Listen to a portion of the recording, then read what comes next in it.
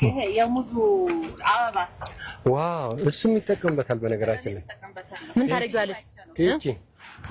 ይቺ እሷ ምን እንደምታረጋው ይቺ ትታጠብና ታጥቦ ይከተፋል። ተከትፎ ይደርቃል። እሺ ከደረቀ በኋላ እንደ አረንጓዴ ሻይ በተለይ ደግሞ ለሴቶች የሴቶች ሆርሞን ባላንስ የማድረግ ነገር አለ።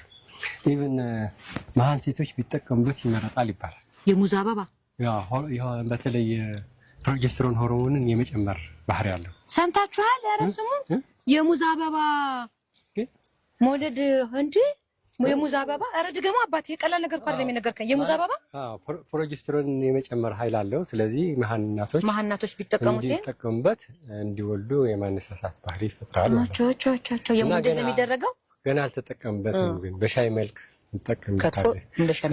በተወሰነ መጠንም ተከትፎ እንደዚህ እንደ ሰላጣ አድርገሽ በስጋ መልክም እንደ ጥብስ ቃሪያ፣ ቲማቲም፣ ሽንኩርት እንደምታረጊው አርጌ ተጠቀምበታለሁ።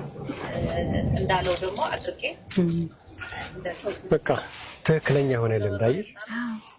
አንቺ ገብቶሻል።